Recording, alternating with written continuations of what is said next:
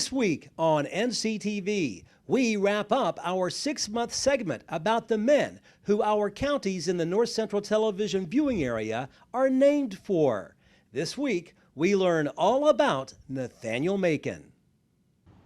You're looking at the Macon County Courthouse in Lafayette. Macon County is named after North Carolina native NathanielMacon. There is one photograph of Macon inside the courthouse that bears his name. Macon County history teacher and boys basketball coach Jason Welch tells me NathanielMacon was highly respected among his peers during his lifetime.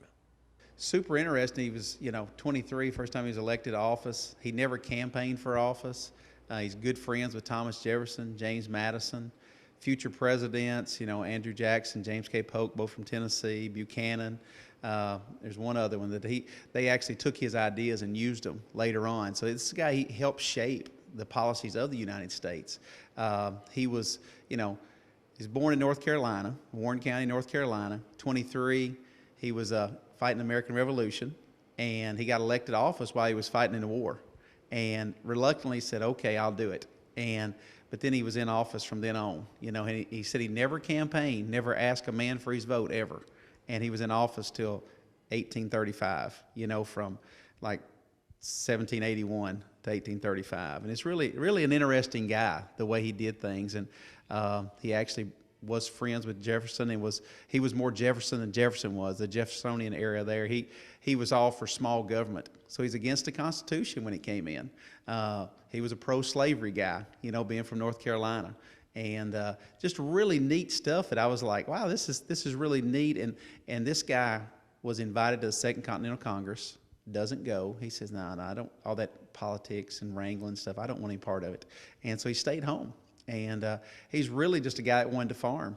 And but he ended up being, he was kind of a silent founding father, is what he is. And it was really interesting. Were you able to find out why Macon County was named after NathanielMacon? Right. NathanielMacon's a Revolutionary War hero and then a politician. He was the Speaker of the U.S. House of Reps for 6 years.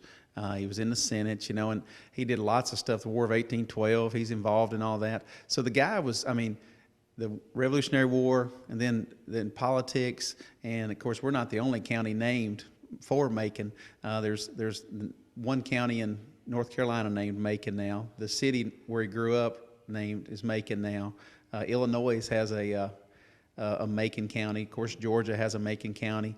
It's just all over the U.S. The guy he really did a lot more. Now in my research, I'm kind of like, I can't believe I didn't know anything about this guy. But it was interesting just to see how this guy was so reluctant to step up. And not to step up, but he was just like, he didn't want to be a politician, but they kept calling on him, and he kept going and doing. And it's a neat place to be named after. Macon's a good guy. I think a lot of us probably agree with a lot of his stuff, not the slavery issue, but that was a different time period. But you would agree with, the smaller government, and all the things, less taxes, and things that we don't get a lot of times. But he was a fantastic guy, and it was like they compared him to, as a Cincinnatus, one of the Roman guys who was very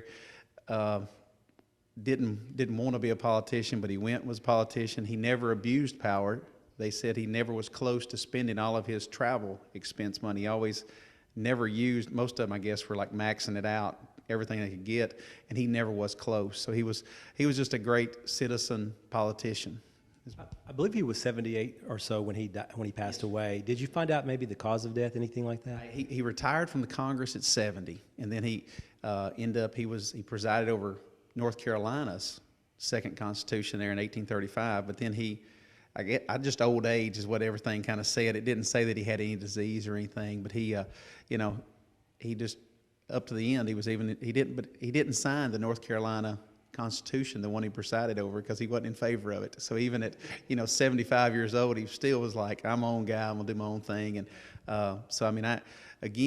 just an interesting man that did a lot for our country. Not only being named for Macon is a pretty good thing. It's an honest, hardworking, good man. Kind of a reflection of people in this county today, wouldn't you say? Yes, sir. Definitely. It's a great place to live. A lot of great people. This area is just a fantastic part of the world. This is my 12th year here, and it's definitely home for us. But it is a fantastic place to live, and there's a lot of guys that are making guys around here, that are just good, solid individuals.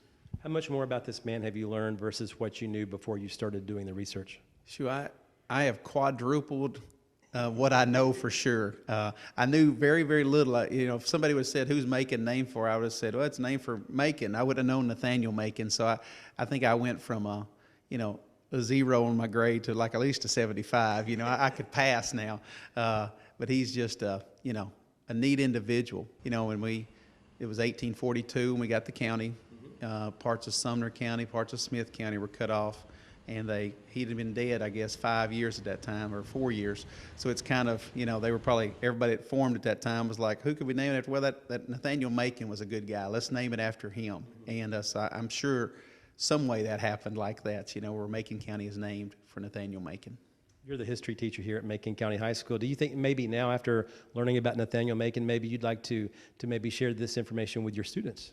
Oh, yes, I will. I'll do it on Thursday, actually. I will, since I've started today in class to say, hey, I need to practice this before I'm on TV doing it right. But we were too busy during class. But I'll take 5 or 6 minutes and go over this, and because it is neat, like when we talk about, our American Revolution that he fought in, and why are we called Lafayette, or Lafayette, and a lot of them are like, I don't know, and I'm like, come on now, you know the answer to this, Marquis de Lafayette, and we, this is just something else to add to what we try to teach, so that there's a lot of history. I mean, we have, a Revolutionary War hero for the county, and an ally, guy that came and helped us, Marquis de Lafayette.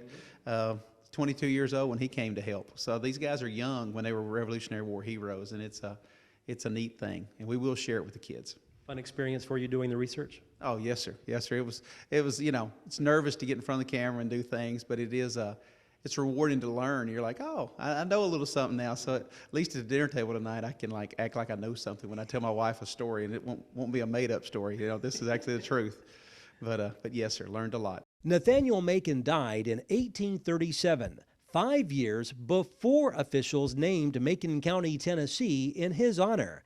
A man it's probably safe to say Macon County residents today can be proud of, and what he was able to accomplish close to 200 years ago. Reporting in Lafayette, Barry Hyatt, NCTV.